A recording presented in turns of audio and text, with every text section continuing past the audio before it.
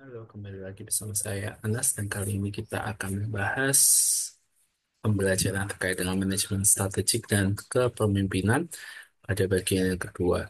Bagian yang kedua ini kita akan mulai dengan pembahasan terkait chapter 9 dari buku Thompson, Crafting and Executing Strategy. Chapter 9 ini berjudul Ethics, Corporate Social Responsibility, Environmental Sustainability, and Strategy. Nah, Eh, bahasa yang pertama yang akan dibahas adalah terkait dengan pengertian dari bisnis etik. Bisnis etik ini adalah aplikasi dari prinsip-prinsip umum secara etika ke aksi dan kemudian pengambilan keputusan dari suatu perusahaan dan sebagai kode etik dari para pegawainya. Biasanya tidak material secara berbeda dari prinsip etika secara umum karena aksi dari perusahaan juga harus disesuaikan dengan konteks dari standar masyarakat terkait dengan benar atau salahnya suatu. Kemudian di sini ada teori mengenai the School of Ethical Universalism. Nah, Ethical Universalism di sini terkait dengan bagaimana pemahaman secara umum yang meliputi berbagai macam budaya dan negara tentang apa yang benar dan apa yang salah dengan memunculkan standar etik yang universal yang bisa diaplikasikan pada seluruh masyarakat terus seluruh perusahaan dan juga pada seluruh individual personal gitu ya. Nah, efeknya pada bisnis etik itu adalah seluruh tindakan yang berhubungan dengan bisnis itu dinilai baik benarnya dengan standar universal. Kemudian ada ethical relativism. Nah, ini tentang perbedaan dari suatu kepercayaan, adat istiadat, kemudian tingkah laku, norma perilaku ya dari berbagai negara dan kebudayaan yang kemudian memberikan set-set yang berbeda, standar-standar yang berbeda terkait dengan apa yang salah dan benar menurut etika. Efeknya pada etika bisnis itu juga tergantung pada standar etika lokalnya seperti apa. Nah, yang ketiga adalah Ethics and Integrative Social Contracts Theory, mana ini menyediakan penyeimbangan dari universalism dan relativism, kemudian memposisikan bahwa dari pandangan yang kolektif dari berbagai macam masyarakat yang secara universal. Ini adalah urutan yang pertama untuk prinsip etik eh, yang semua orang itu mempunyai kewajiban untuk mengamati ya dalam segala situasi dan kemudian dalam suatu kontrak juga ada suatu budaya atau suatu kelompok itu harus mendapat mengkhususkan etika yang lokal itu sebagai second order ke dalam tindakan mereka. Nah, bagaimana caranya standar etik itu mempengaruhi dari penyusunan dan eksekusi dari suatu strategi? Nah, ini ada tesnya ya, di mana tesnya adalah tes untuk area ambiguitas. Apakah sebenarnya orang itu mengajukan diri untuk benar-benar sesuai dengan kode etik yang diberlakukan? Jadi benar-benar sadar dengan kesadaran etiknya untuk mengikuti peraturan dilakukan, konflik or potential problems, ini apakah ada tindakan-tindakan yang sudah harmoni dengan nilai-nilai inti, core value, kemudian ethically objectionable action, apakah dari pihak stakeholder, kompetitor, regulator, atau dari berita, sosial media, ini akan berpendapat bahwa segala tindakan yang dilakukan oleh perusahaan itu adalah ditolak secara etika. Kemudian ketika ada penolakan, tentu kita lihat unethical business strategic and business behavior itu bagaimana itu bisa muncul. Dan yang pertama adalah dari faulty oversight, enabling the unscrupulous pursuit of personal gain and self-interest, jadi terlalu condong pada kepentingan personal, kemudian heavy pressure on company managers to meet short-term performance target, jadi terlalu fokus dengan tujuan jangka pendek, dan itu penuh tekanan. A company culture that puts profitability and business performance ahead of ethical behavior. Jadi ini terkait bagaimana lebih mengutamakan profitabilitas dan juga gaya kinerja perusahaan daripada etik. Nah, eh, dari sini driversnya juga tadi disebut sudah ya. Kemudian di sini apa yang akan terjadi apabila ethical wrongdoing itu dilakukan. Ada suatu ketidaksesuaian etika, maka yang jelas terlihat adalah adanya denda dari pemerintah, ada sanksi, kemudian ada sanksi sosial dari masyarakat yang bisa dalam bentuk class action lawsuit atau dari kewajiban hukum lainnya gitu ya, yang menghukum suatu perusahaan atas tindakan-tindakan yang telah melukai dari pihak lain. Kemudian biaya dari shareholders ya dalam bentuk harga saham yang semakin menurun dan biasanya akan berdampak juga pada dividen yang semakin eh, sedikit diterima. Kemudian dari internal administratif, ini legal and investigative costs incurred by the company. Jadi ada biaya tambahan di luar yang operasional lakukan gitu. Kemudian ada cost of providing remedial education and ethics training to company personnel. Karena berarti adanya diharuskan ada upaya preventif agar tidak berulang di kemudian hari. The cost of taking corrective action, tindakan-tindakan yang harus dilakukan tuh ada biaya yang harus ditanggung, kemudian administrative cost associated with ensuring future compliance. Jadi di masa mendatang bagaimana biaya-biaya itu harus dipenuhi agar tidak terjadi lagi kesalahan wrongdoing-nya.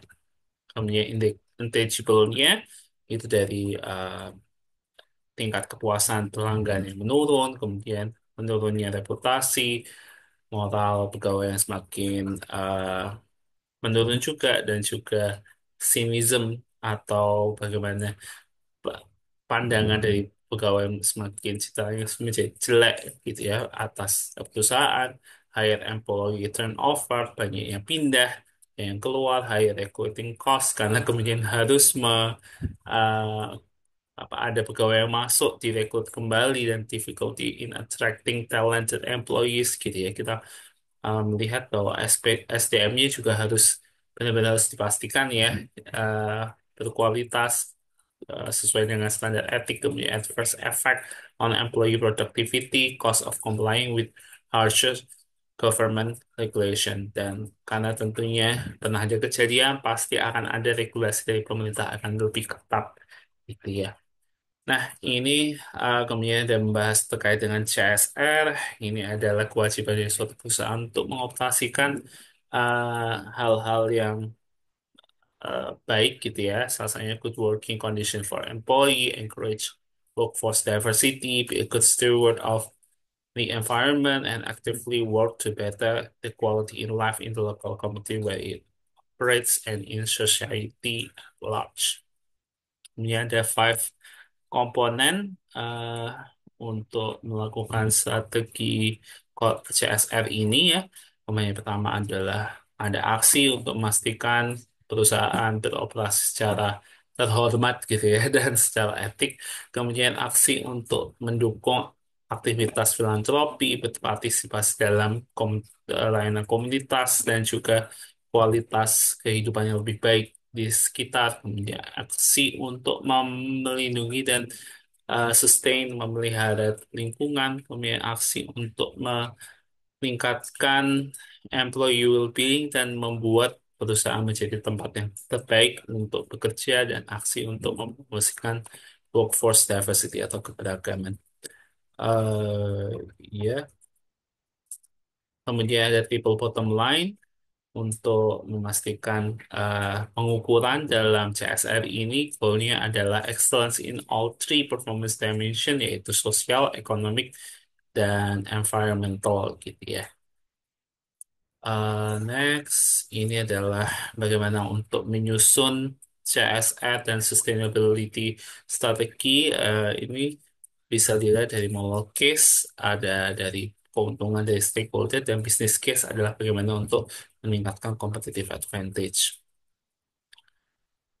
Hal yang terimplikasikan dari kontrak sosial ya dengan adanya CSR adalah is the right thing to do. Inilah yang seharusnya dilakukan oleh perusahaan yang beroperasi dengan secara etika dan juga didukung oleh eh, ketaatan hukum, kemudian menyediakan good work condition gitu ya untuk employee-nya, untuk pegawainya, good environmental steward, jadi pelayan untuk lingkungan yang lebih bagus, display good corporate citizenship.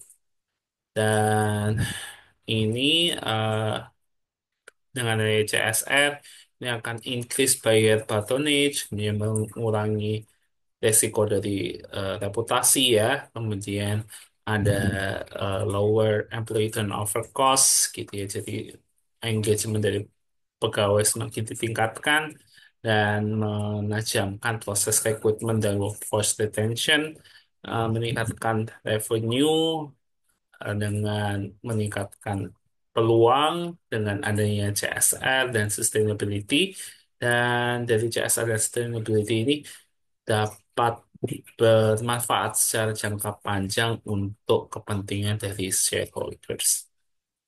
Memasuki chapter selanjutnya adalah chapter 10, Building an Organization Capable of Good Strategy Execution between People, Capabilities, and Structure. Ini akan banyak teori yang membahas terkait dengan bagaimana eksekusi strategi. Nah, didefinisikan terlebih dahulu bahwa di sini adalah operation driven, melibatkan dari manajemen, termasuk dari orang-orangnya dan juga proses bisnisnya. Ini adalah pekerjaan untuk keseluruhan tim manajemen, tidak hanya dari senior manajemen. Kemudian juga membutuhkan waktu yang lebih lama untuk membangun suatu real proficiency daripada sekedar untuk implementing strategi, dan membutuhkan komitmen yang dinyatakan dari awal untuk mengubah bertindak dan kemudian berkinerja dengan lebih baik.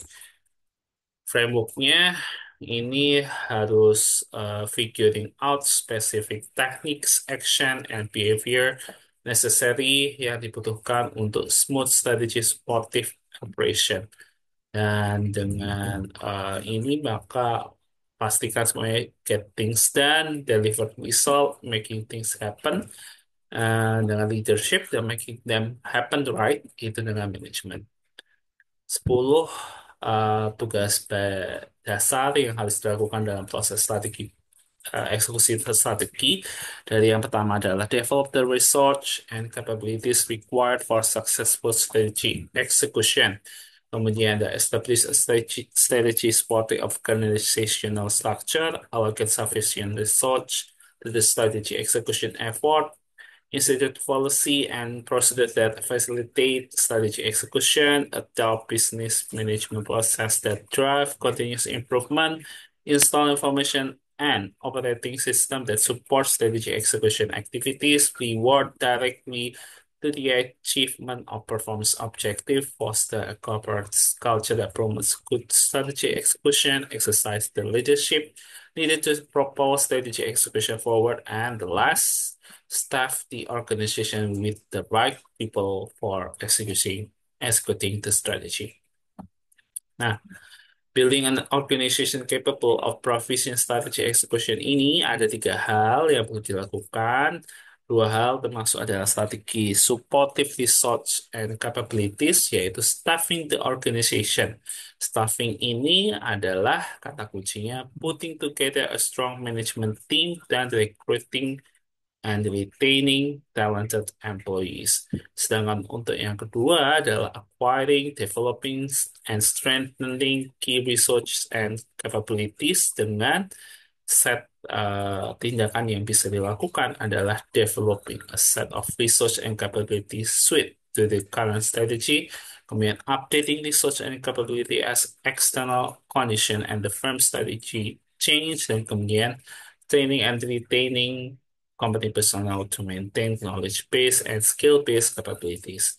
Dan ini yang kemudian diselaraskan dengan aksi yang ketiga yang terkait dengan strategi sportif organizational structure. Membuat strukturnya.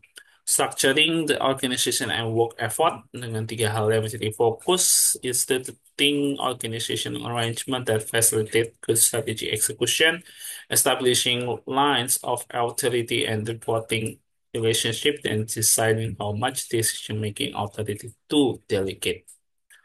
Setting tujuan yang bisa melebar dari capability to kompetensi. Di sini ada 5 hal yang perlu difokuskan. Bagaimana untuk berpikir secara strategis tentang pengetahuan dari suatu perusahaan dan basis dari keterampilan yang telah dimiliki. Kemudian kita setting a stretch goal, tujuan yang lebih melebar dengan membangun kemampuan organisasi untuk melakukan sesuatu lebih baik lagi.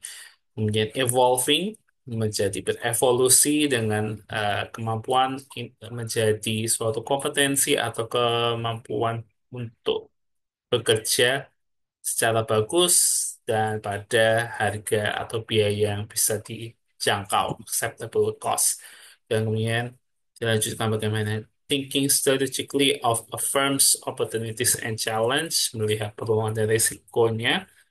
eh, dan terakhir adalah refreshing, updating, and upgrading competency and capabilities as necessary to gain, maintain competitive advantage.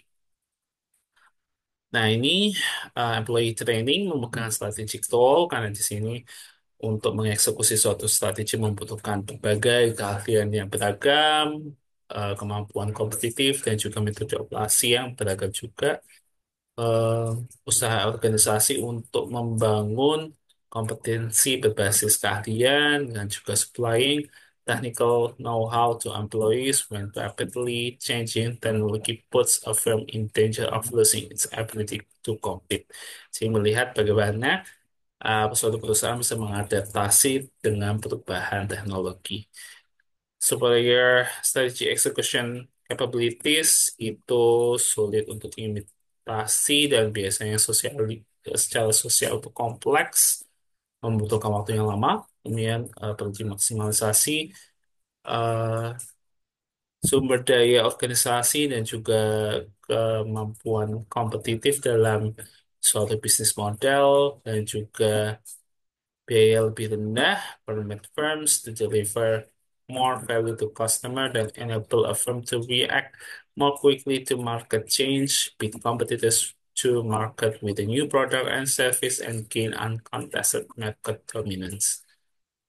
Matching organizational structure ini adalah bagian yang cukup menarik dengan memastikan bahwa struktur dibangun dengan menentukan bahwa value chain activities bisa bekerja secara internal dengan dengan menggunakan sampai which to outsource dan main align in the firm's organizational structure, determining of how much authority delegate dan facilitating collaboration antara partner eksternal dan juga uh, strategic allies. Structuring the work effort to promote successful strategy execution. Nah, ini adalah suatu tujuannya bagaimana membentuk struktur organisasi yang sesuai dengan requirements of successful strategy execution. Pertama adalah decide which value chain activities. Tadi yang kedua, align the organizational structure, decide how much authority to centralize, provide for cross-unit coordination, facilitate collaboration with external partners and strategic allies. Nah, ini deciding di tahap pertama, kita perlu lihat outsourcing execution related benefits. Apakah ini bisa eh, membantu untuk menangani rival dalam aktivitas yang penuh dengan strategi, kemudian mengurangi birokrasi, strukturnya lebih ditipiskan, pengambilan keputusan lebih cepat dan mengurangi respon time untuk changing market condition, dan juga menambah kapabilitas dari perusahaan dan kontribusikan strategi eksekusi yang lebih baik dengan partnership. Kemudian kita lihat aligning. Di aligning ini perlu dilihat bahwa struktur organisasi harus dapat mempertimbangkan penataan secara formal dan informal dari segala bentuk ketegasan, tanggung jawab, otoritas, dan juga pelaporan. Kemudian struktur ini juga diselaraskan dengan strategi untuk mendesain kontribusi dari penciptaan nilai atau pelanggan. Kemudian um, your parts are aligned with one another and also match the requirement of the strategy. Kemudian lowers operating costs through lower bureaucratic costs and operational efficiency.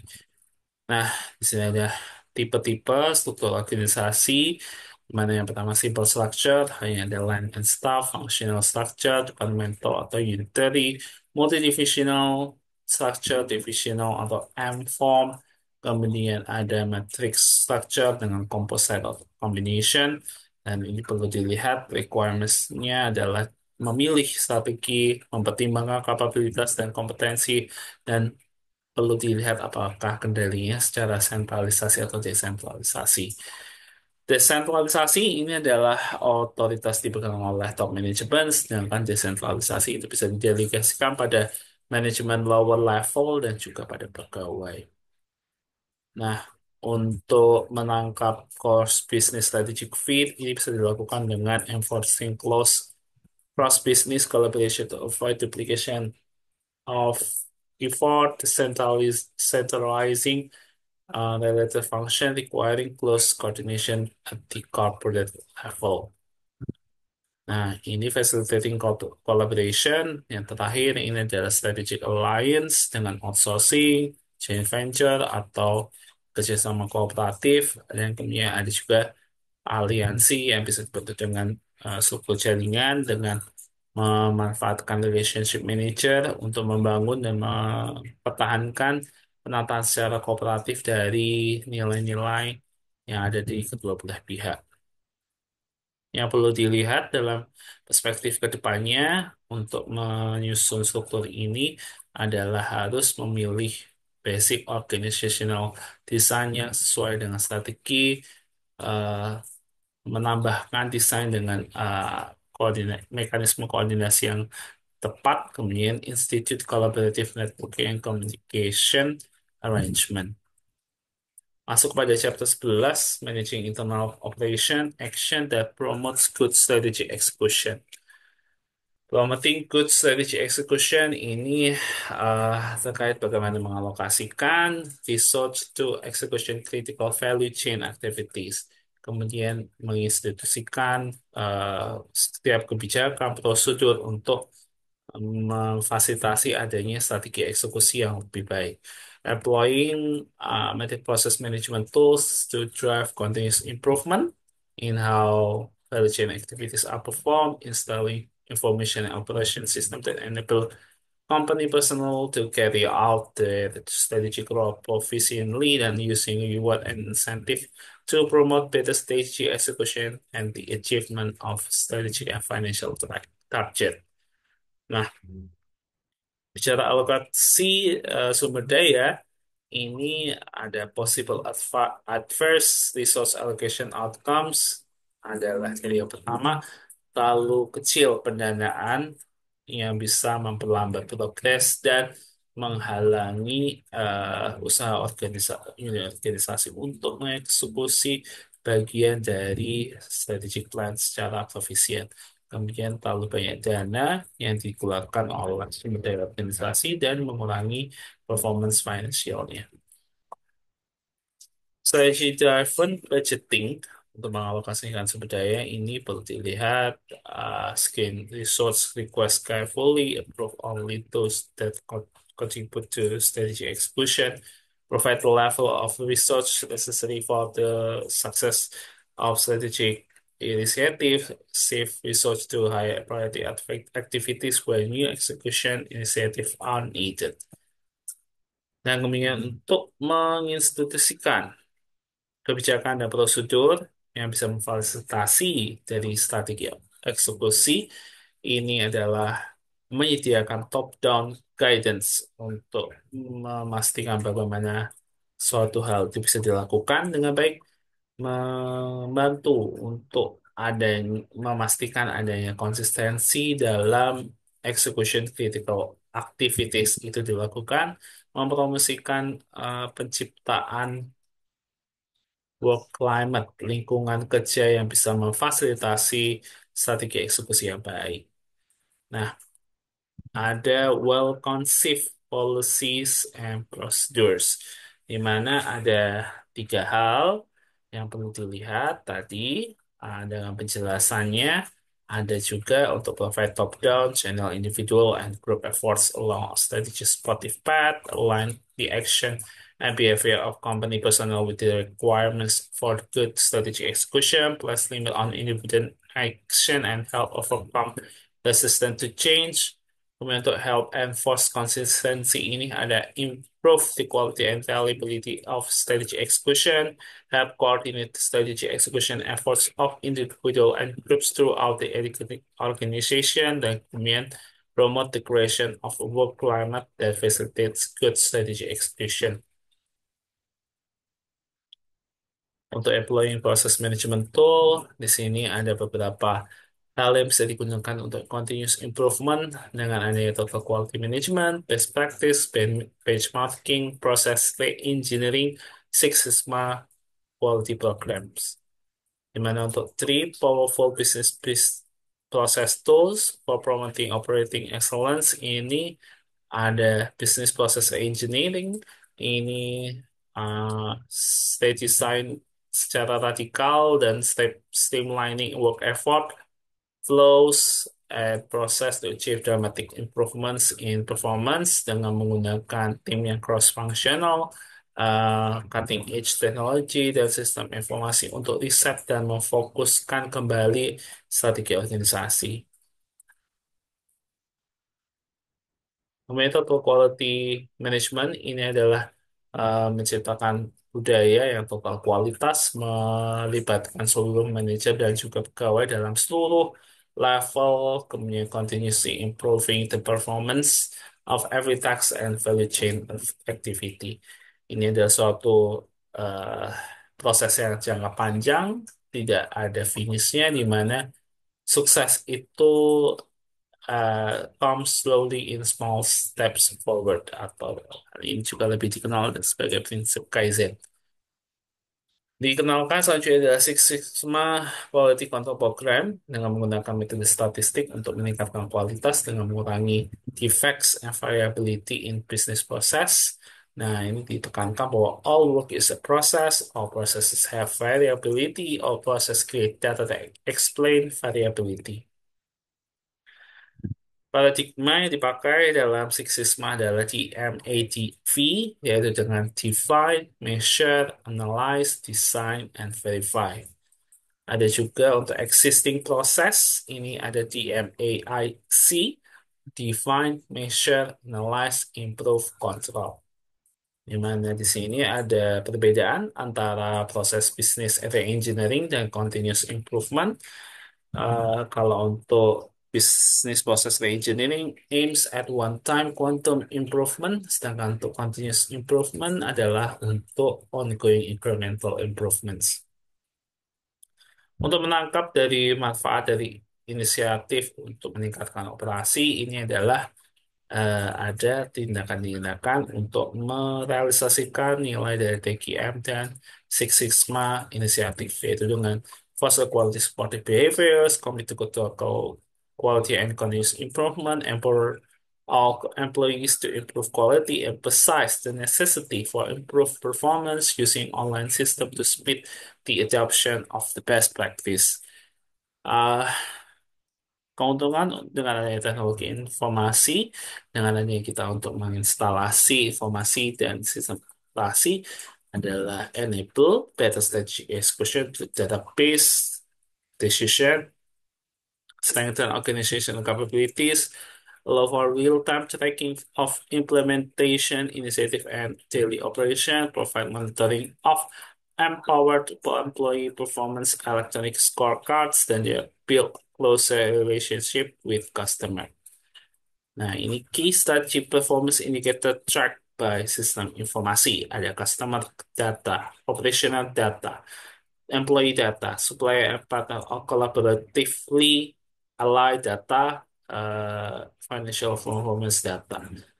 Nah, ini ada penggunaan reward dan incentive, teknik yang di for winning sustain, energy commitment of employees to strategy execution process ini adalah menyediakan insentif dan engage dalam praktek motivasi untuk memfasilitasi strategi eksekusi yang baik, striking the right balance between rewards and punishment untuk kinerja individual, menghubungkan reward employee dengan uh, performance kinerja organisasi yang relevan secara outcome-nya, dan kemudian non-monetary approach to enhancing motivation ada provide attractive perks and fringe benefit, give awards and other forms of public recognition, rely on promotion from within whenever possible, invite an ideas and suggestion, create a work atmosphere of caring and mutual respect,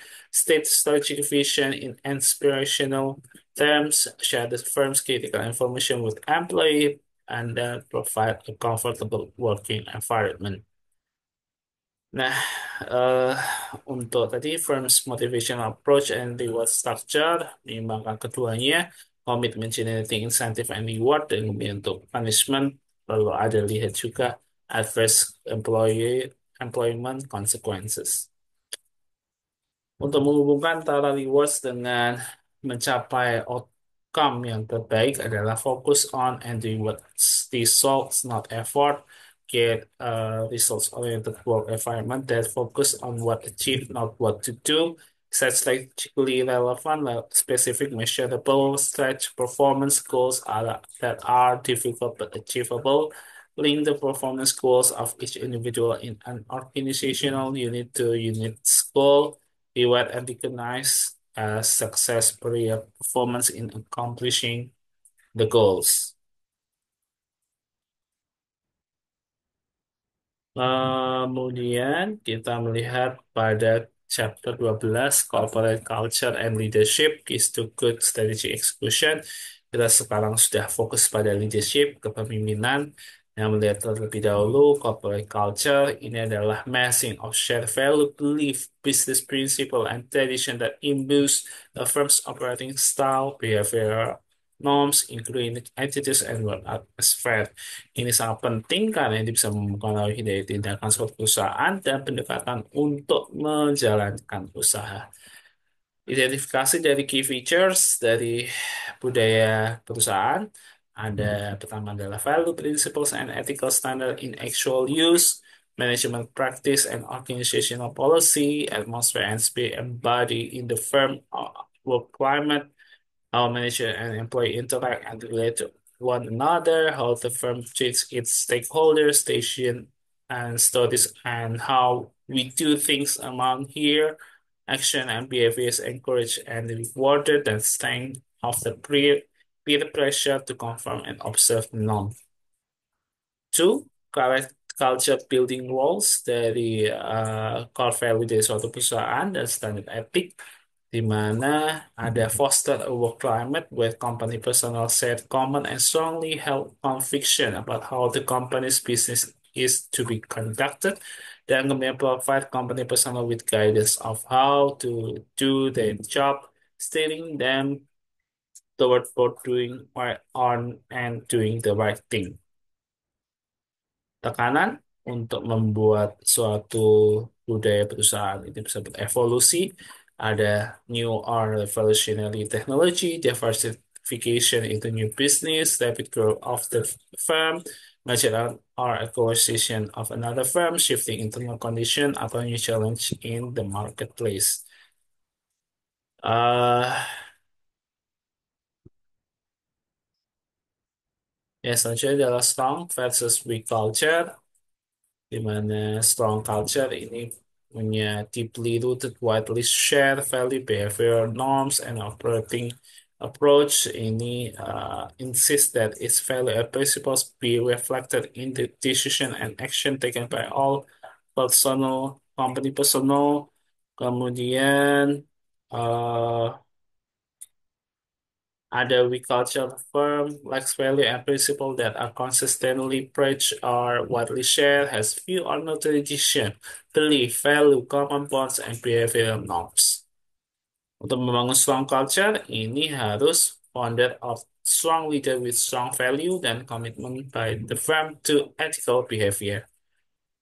Healthy cultures yang bisa membangun suatu good strategy execution itu dengan high performance culture yang berkomitmen untuk mencapai tujuan yang bisa melebar dan akuntabilitas, kemudian adaptive culture, willingness to accept change and take on challenges.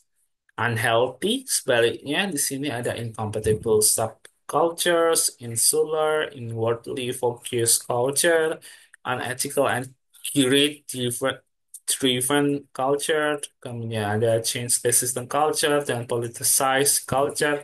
Ini itu menjadikan ada strategi eksekusi yang tidak baik sehingga tentunya berpengaruh pada kinerja yang buruk. Untuk mengubah suatu budaya, di mana yang pertama stepnya adalah identifikasi phases of the present culture that are dysfunctional and impede good strategy execution.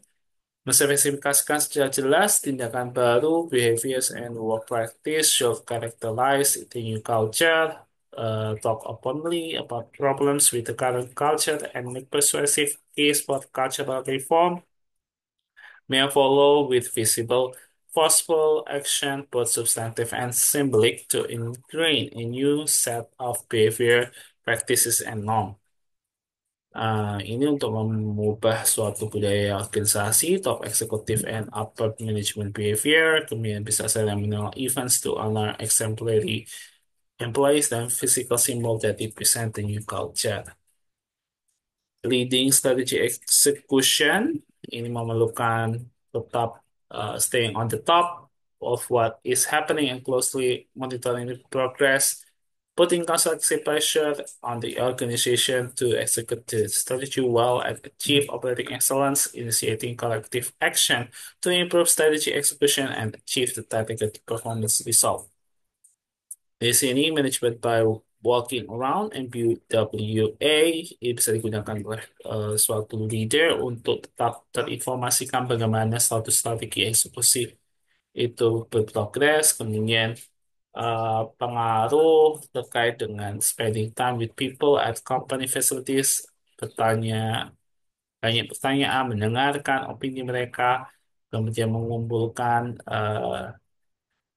dari yang paling pertama dari informasi tentang bagaimana suatu bagaimana aspek-aspek dari strategi proses strategi eksekusi itu berjalan dengan baik. Mobilizing the effort for excellent in strategic execution ada banyak yang dari employees, was the expert corps, use empowerment, set stage objective, use benchmarking, agent ending, TKM, Six Sigma, use motivational techniques that celebrate individual, group, and company successes.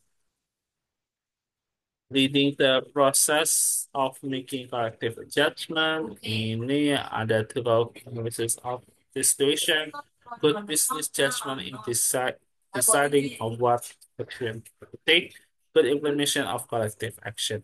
Ini adalah kata terakhir dalam leading of process. Ini sangat sulit untuk memisahkan atau proses seperti eksekusi strategi dengan juga leading strategy proses. Crafting, implementing, executing strategy adalah suatu proses yang berkelanjutan, memerlukan banyak penyesuaian dan fine tuning of the strategy untuk menyesuaikan dengan keadaan. Tasks of strategic leadership are whether the firm has a good strategy and business model, whether its strategy is competently executed, and whether the firm is achieving its performance target. Dan apabila tiga hal di atas tadi telah dipenuhi, maka suatu perusahaan itu bisa membentuk good strategic leadership, and well-managed enterprise. Next, kita membahas terkait strategic leadership, diambil dari the essential skills yang dibuat oleh Shoemaker, Crop, and Howland. Di sini dijelaskan terkait dengan crisis of leadership.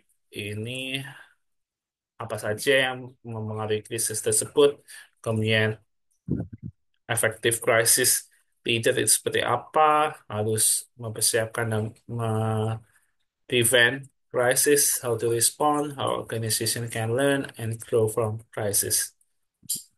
Kemudian di sini dijelaskan tiga elemen utama, ketidakpastian tinggi, dampak signifikan, dan tekanan waktu. Anticipating crisis, lesson and leadership strategies ini adalah untuk memahami kekuatan dari antisipasi dan juga untuk meningkatkan kemampuan untuk mengantisipasi. Ya, aku mau pakai.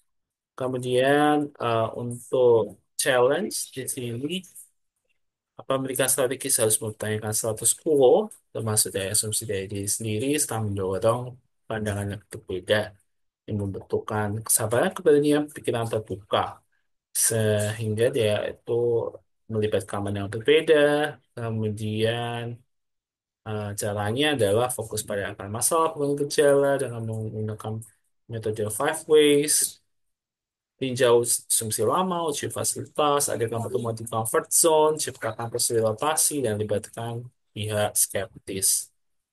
Interpret, pemimpin yang baik dalam menantang status quo akan menghadapi informasi kompleks dan seringkali kontradiktif.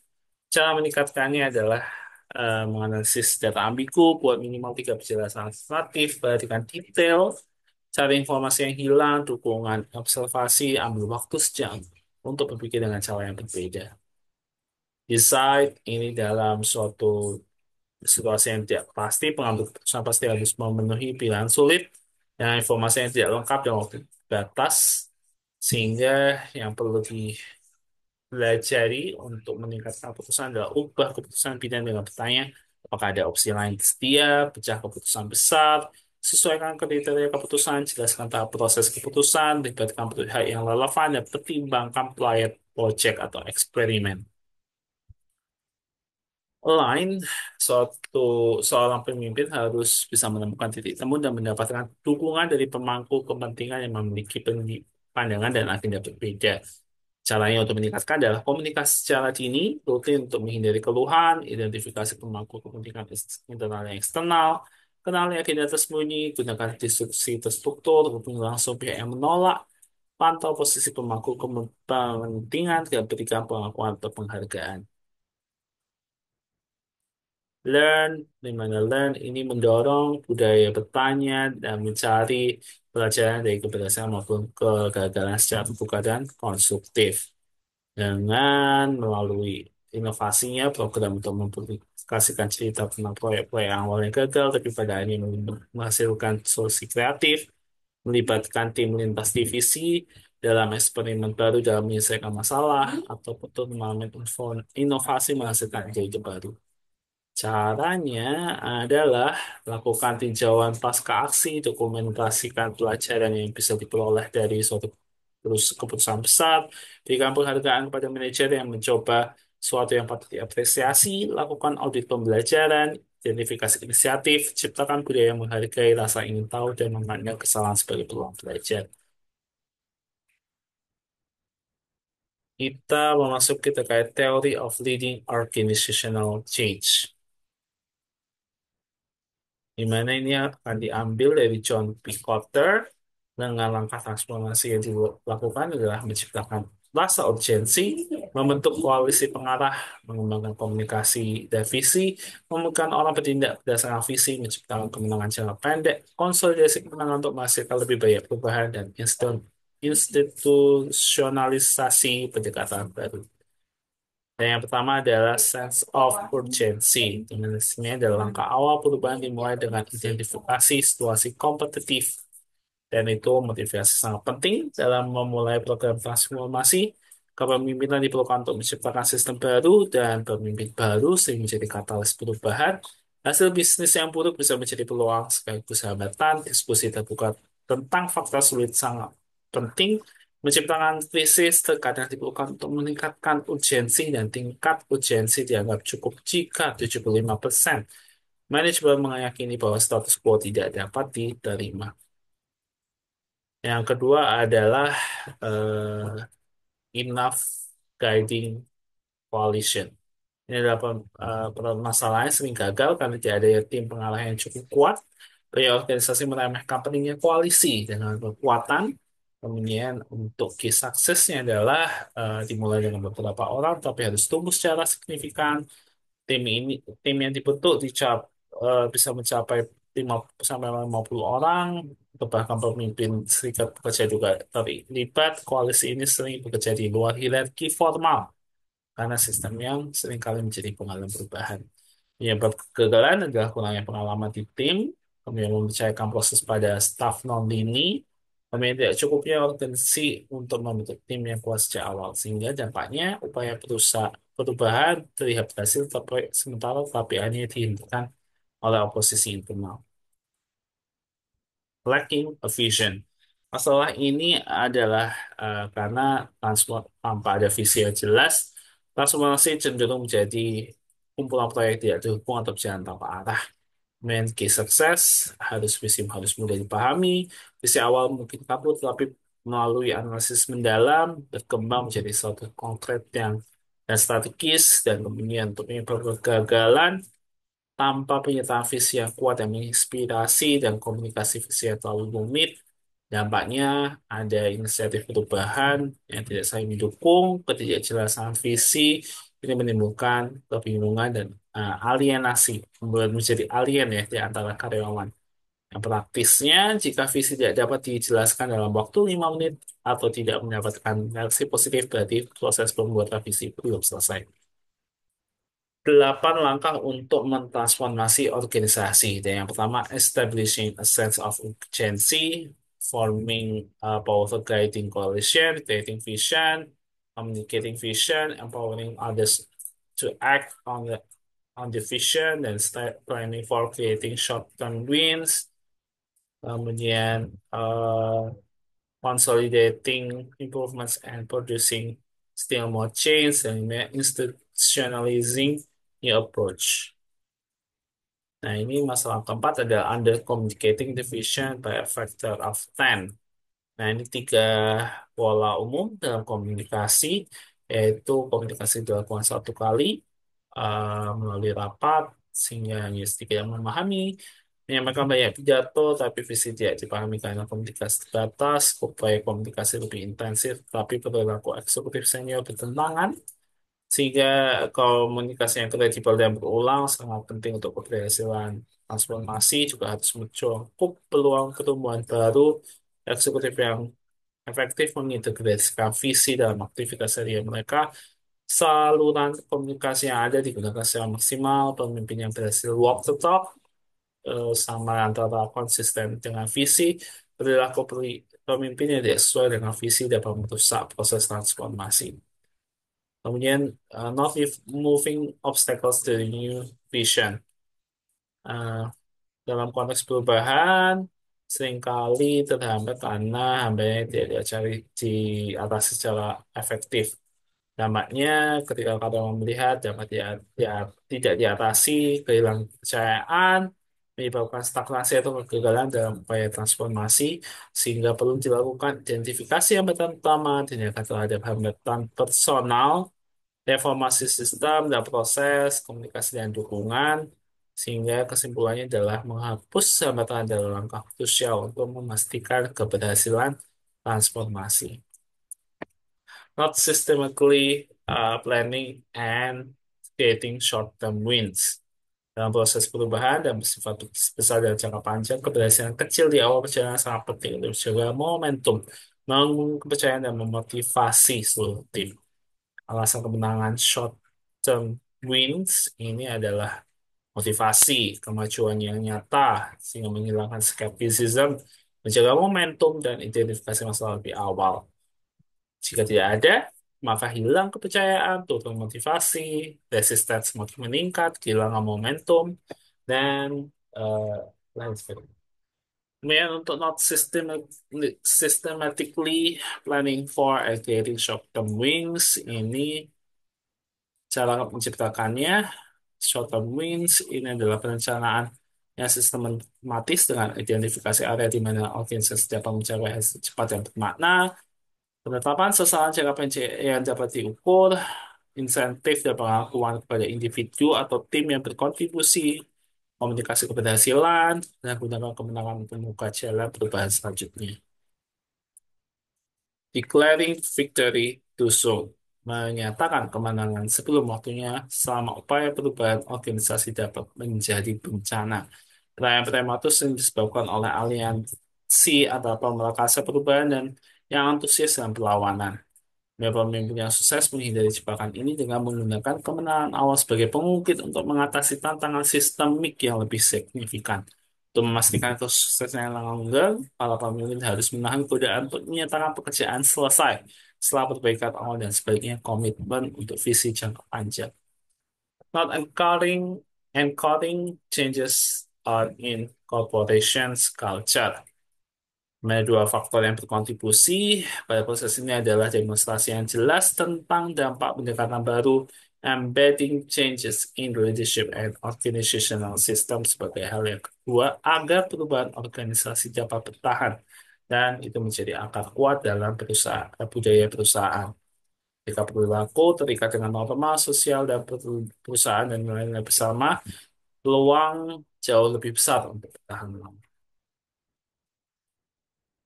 Topik terakhir adalah authentic leadership dan servant as leader. Yang pertama adalah terkait dengan authentic leadership diambil dari Bill George, former CEO Medtronic. Di sini disebutkan ada five dimension, yaitu purpose, value, relationship, self-discipline, and heart. Dari yang pertama adalah purpose, understanding their purpose. Ini pemimpin otentik memahami dengan jelas tujuan hidup mereka, termasuk alasan mereka memimpin, jadi pondasi untuk memberikan arahan dan tujuan yang kuat, dan seorang pemimpin tanpa hal tersebut akan kehilangan arah dan tidak dapat menginspirasi. Dan elemen penting adalah leadership forward purpose, tujuan unik dan personal, dan selaras dengan lingkungan organisasi. Untuk Kemudian ada konsep servant leadership. Ini juga dikenalkan pemimpin sejati adalah pelayan bagi orang lain. Yang ada contoh-contohnya, kemudian dapat pemahaman tujuan jelas. Ada pemimpin yang memiliki tujuan jelas, mampu menginspirasi, memberikan stabilitas, dan memahami tujuan ini akan mempengaruhi organisasi secara positif. Practicing solid value. Nah, ini uh, perlu dilihat bahwa authentic leadership ini dari nilai-nilai dan karakter seorang pemimpin. Dibentuk melalui keyakinan pribadi, pembelajaran introspeksi, konsultasi dengan orang lain, dan pengalaman hidup.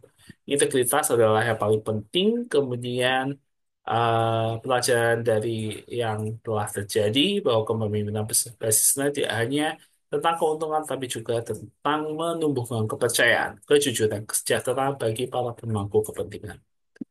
Leading with heart, aspeknya yang harus dilihat adalah authentic leaders-nya. Mereka mau melayani orang lain melalui kepemimpinan dengan passion and compassion. Engaging heart, melibatkan hati mereka dan diselaraskan kepemimpinan dengan organisasi. Compassion, sangat penting untuk kepemimpinan otentik dengan keterbukaan dari pengalaman hidup, purpose and passion, menemukan panggilan unik, semangat untuk itu, personal growth, dedikasi pada pertumbuhan dan pengembangan pribadi, dan artinya adalah memimpin dengan empati, compassion, keterbukaan, serta menginspirasi orang lain melalui passion dan tujuan yang jelas. Authentic leadership ingin melayani orang lain melalui kepemimpinan mereka, memberdayakan orang-orang yang mereka pimpin untuk membuat perbedaan, dan juga dibantu oleh kualitas hati seperti passion and compassion. Establishing connected relationship, ini ada trust and intimacy, pemimpin otentik membangun hubungan yang penuh kepercayaan, komitmen, dipertahankan dalam kedalaman hubungan, dan diperkuat setiap rintangan dapat diatasi, openness, terbuka dengan orang lain, personal experience, berbagi pengalaman, untuk membuka hubungan dan membangun kepercayaan, long lasting rewards dengan manfaat dari hubungan ini bisa terwujud atau tidak terwujud bertahan lama, berkontribusi pada kesuksesan dan stabilitas. Sehingga diartikan bahwa establishing connecting relationship membangun hubungan yang mendalam dan penuh kepercayaan dengan keterbukaan dan komitmen bersama di atas keterhubungan dan tujuan bersama untuk bekerja menuju tujuan bersama. Itulah hubungan itu dibangun dan dapat dikembangkan kepercayaan dan keintiman dengan rekan kerja kita.